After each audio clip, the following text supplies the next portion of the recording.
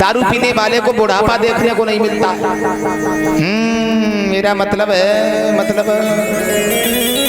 दूसरी फायदा, दारू पीने वाले के घर में कभी चोरी नहीं होती। तीसरी फायदा, दारू पीने वाले को कुत्ता नहीं काटता, काट तो कम है और गिर गए तो चाट तो ज्यादा है, पता है। हाँ, मदरा का सेवन नहीं करना भाइयों। कहने का हमारा मतलब है, अब दारू वाले की तो बात ही अलग है। मैं क्या बताऊं, कभी कभी देखता रहता हूं तो बात आ जाती है, कहना पड़ता है क्योंकि बात के ही पैसा मिलते। एक लोग दारू पी के जा रहे थे, इतनी तेज दारू पी ली परीक्षित जी, इतनी ज्यादा दारू पी ली कि उठ करके खड़े नहीं हो पाए और मुश्किल से खड़े भी हो गए। तब तक बिजली चमकने लगी, पानी बरसने लगा। शराबी बोला, क्यों रे भगवान, तूने हमको गिरा दिया, अब तू हमारी फोटो खींच रहा है नेट पे डालने के लिए। फिर आगे बढ़ा, अब की बार ऐसे गिर गए जो मोरी से उठ ही नहीं पाए। लंबी पूंछ वाली कुतिया आ गई, तो कुतिया पे पूंछ वो हाथ चलोगे पूंछ पे, तो अब दारू वाले बोले, अम्मा रोज चुटियां करके आती है, जो लंबी चुटियां करे फिर रही है, कुतिया की पूंछ पकड़े। तो कहवे को मतलब जो है कि हमें आपको मदरा का सेवन नहीं करना चाहिए। परीक्षित जी, एक विद्वान तो ये कहता है कि भगवान श्री राम को इसलिए भूतल पर आना पड़ा, लेकिन दूसरा विद्वान कुछ और कह रहा है कि नारद श्राप दीन एक बारा। परीक्षित जी, नारद ने भगवान नारायण को एक बार श्राप दे दिया था। आप लोग विचार कर रहे होंगे कि नारद ने नारायण को श्राप क्यों दे दिया।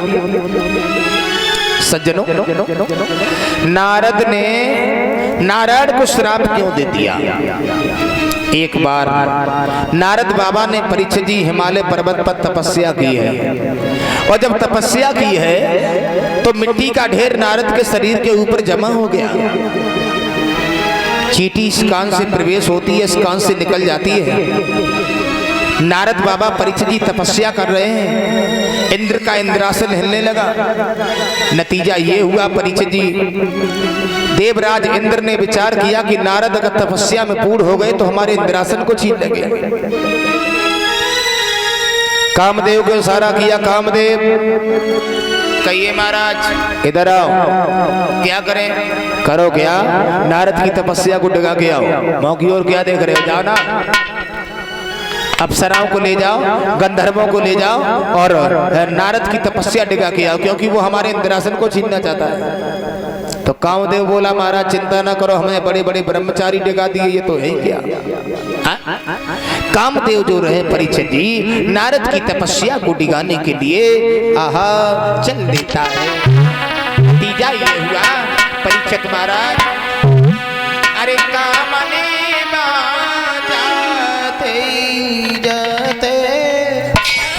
और सारी लीला दिखा।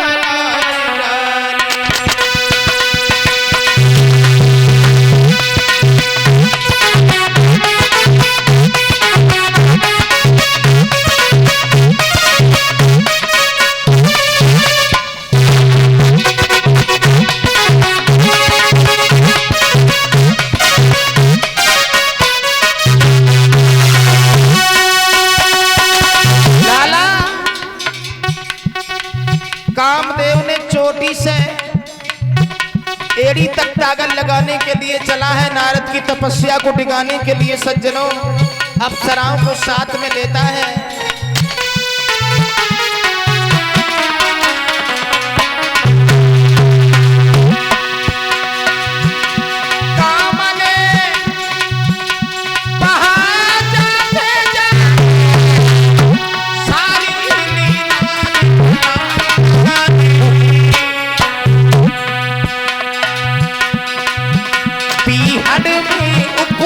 खिला दिया और ग्रीष्म बसंत बनाई डाली।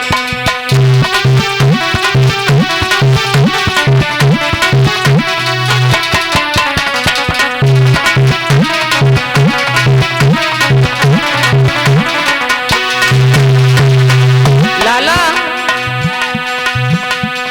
अप्सराएं गीत गा रही हैं, चुनरिया लहरा रही हैं, गंधर्व बाजा बजा रहे हैं, कामदेव चोटी से एड़ी तक ताकत लगा रहा है, नतीजा ये हो गया।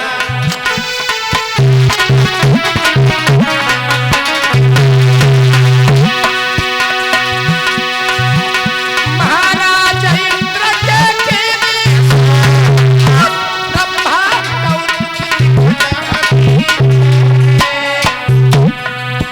और नाचे सभी अप्सराएं, चुनरी उन पर लहराती है।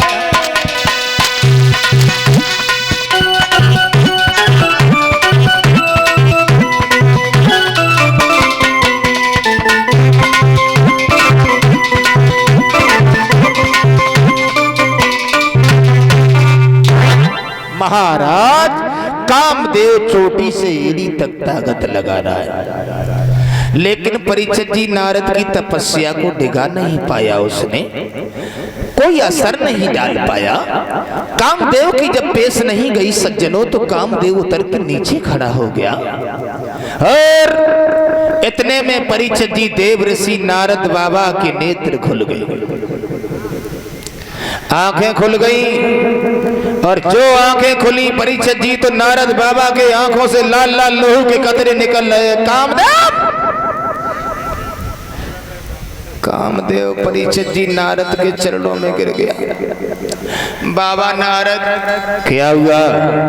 मुझे भस्म नहीं करना, हमसे बहुत बड़ी भूल हो गई, मैं नहीं आ रहा था, मेरा कोई कसूर नहीं है। नारद बोले, कामदेव तुम्हारा कोई दोष नहीं है, तुम्हारा काम था वो तुमने किया और हमारा काम था वो हमने किया, हम तुम्हें भस्म नहीं करेंगे, लेकिन अंधा से ऐसी भूल, इतनी लंबी भूल कभी नहीं करना, समझ गए? कामदेव तो परीक्षित जी चला आया। और इतने में देव ऋषि नारद बाबा को अहंकार हो गया, घमंड हो गया। नारद बाबा के मुखारबिंद से एक ही शब्द निकलता है, अब हमारे समान दुनिया में कोई बाल ब्रह्मचारी नहीं, हमारे समान दुनिया में कोई बाल ब्रह्मचारी नहीं है। कामदेव को मैंने जीत लिया है, मेरी बराबरी भगवान नहीं कर सकते। हम कोई ऐसे वैसे साधु है, हमें कहते हैं बाल ब्रह्मचारी देव ऋषि नारद।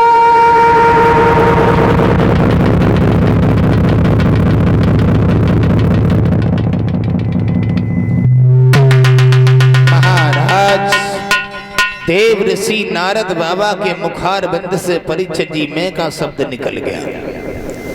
जो कुछ भी हूं वो मैं हूं, हमारी बराबरी कोई नहीं कर सकता। और ये मैं का शब्द जो होता है सज्जनों, ये बहुत बुरा होता है। जिन लोगों के मुखारबिंद से मैं का शब्द निकल गया कि मैं कुछ हूं, वो दुनिया में नहीं भक्तों, राय नहीं। जरा गौर करें मैं का शब्द कितना बुरा होता है।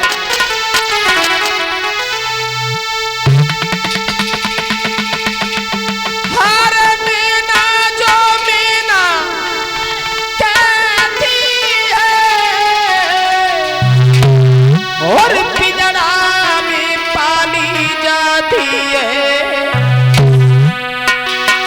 बकरी जो में करती है वो गले छुरी चलवा